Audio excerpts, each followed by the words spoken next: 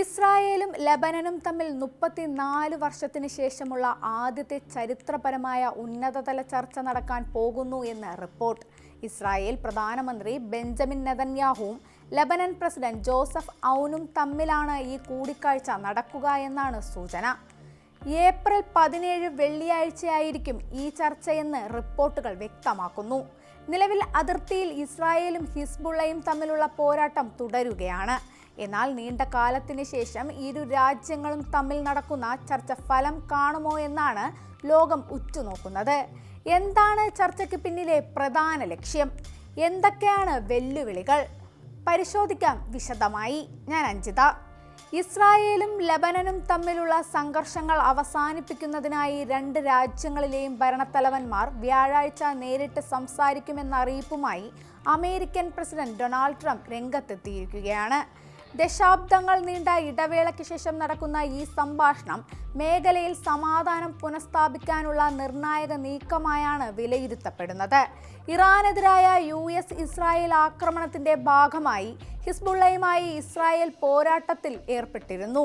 ഇതിന്റെ ഭാഗമായി ഇസ്രായേൽ ലെബനനിൽ നടത്തിയ ആക്രമണങ്ങളിൽ വൻതോതിലുള്ള നാശനഷ്ടങ്ങളും ആൾനാശവും സംഭവിച്ചിട്ടുണ്ട്.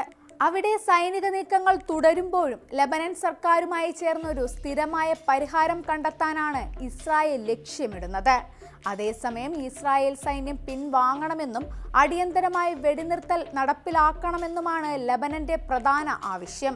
ഇതിനിടെയാണ് തന്റെ സോഷ്യൽ മീഡിയ പ്ലാറ്റ്ഫോമായ ട്രൂത്ത് സോഷ്യലിലൂടെ പതിറ്റാണ്ടുകൾക്ക് ശേഷം ഇരുപക്ഷവും തമ്മിൽ നടത്തുന്ന ആദ്യത്തെ ഇടപെടൽ അടയാളപ്പെടുത്തിക്കൊണ്ട് ചരിത്രപരമായ കൂടിക്കാഴ്ച എന്ന് ട്രംപ് കുറിച്ചത്.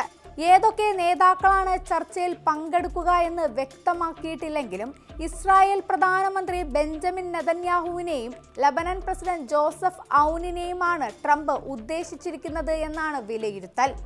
1948 മുതൽ ഇരു രാജ്യങ്ങളും സാങ്കേതികമായി സംഘർഷാവസ്ഥയിൽ തുടരുന്നതിനാലും ഔദ്യോഗിക നയതന്ത്ര ബന്ധങ്ങൾ പുലർത്താത്തതിനാലും ഇസ്രായേൽ ലെബനൻ നേതാക്കൾ തമ്മിലുള്ള ഉന്നതതല കൂടിക്കാഴ്ചകൾ അത്യപൂർവമാണ്.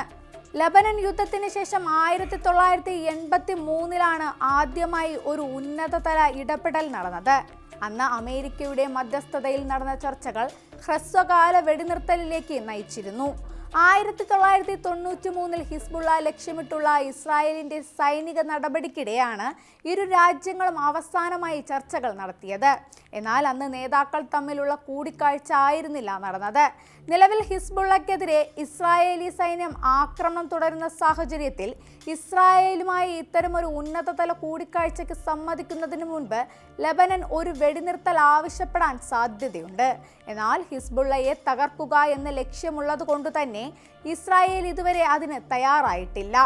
ഇസ്രായേൽ സുരക്ഷാ ക്യാബിനറ്റ് ബുധനാഴ്ച ലെബനനിലെ വെടിനിർത്തലിനെ കുറിച്ച് ചർച്ച ചെയ്തെങ്കിലും തീരുമാനമാകാതെ പിരിഞ്ഞതായാണ് റിപ്പോർട്ട്. അതേസമയം തെക്കൻ ലെബനനിലെ ബിന്റ് ജബ്ബയിൽ എന്ന പ്രധാന നഗരത്തിലെ സൈനിക നടപടികൾ പൂർത്തിയാക്കിയ ശേഷം ഉടൻ തന്നെ വെടിനിർത്തൽ പ്രഖ്യാപിച്ചേക്കുമെന്ന് ലെബനൻ ഉദ്യോഗസ്ഥരെ ഉദ്ധരിച്ച് ഫിനാൻഷ്യൽ ടൈംസ് റിപ്പോർട്ട് ചെയ്തു. ഹിസ്ബുള്ള എന്ന സായുധ ഗ്രൂപ്പിനെ നിരായുധരാക്കുക, അതിർത്തിയിൽ വെടിനിർത്തൽ നടപ്പിലാക്കുക, സ്ഥിരമായ ഒരു സമാധാന കരാറിലെത്തുക എന്നിവയാണ് ചർച്ചയിലെ പ്രധാന ലക്ഷ്യങ്ങൾ. ഫെബ്രുവരി 28 ആരംഭിച്ച ഇറാനെതിരായ ഇസ്രായേൽ യുദ്ധം അവസാനിപ്പിക്കാനുള്ള വിപുലമായ ശ്രമങ്ങളിൽ ലെബനനിലെ സംഘർഷം ഒരു തടസ്സമായി മാറിയിരിക്കുകയാണ്. ഇസ്രായേൽ ആക്രമണത്തിന്റെ ആദ്യഘട്ടത്തിൽ ഇറാൻ പരമോന്നത നേതാവ് ആയത്തുള്ള അലി ഖമനേയി കൊല്ലപ്പെട്ടതിന് പ്രതികാരമായി ഇറാൻ പിന്തുണയുള്ള ഗ്രൂപ്പ് ആക്രമണം തുടങ്ങിയതോടെയാണ് ഇസ്രായേലും ഹെസ്ബുള്ളയും തമ്മിൽ പോരാട്ടം ആരംഭിച്ചത്. ഇസ്രായേൽ ലെബനനിൽ വലിയ തോതിലുള്ള ബോംബ് ആക്രമണം നടത്തുകയും അതിർത്തി കടന്ന് സൈന്യത്തെ അയക്കുകയും ചെയ്തു.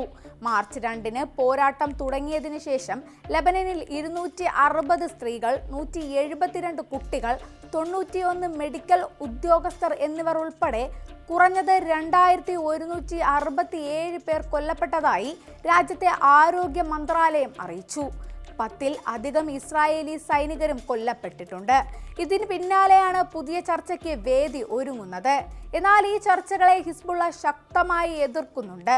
കൂടാതെ ചർച്ചകൾ നടക്കുമ്പോഴും അതിർത്തിയിൽ പോരാട്ടം തുടരുന്നത് ഒരു വലിയ വെല്ലുവിളിയാണ്.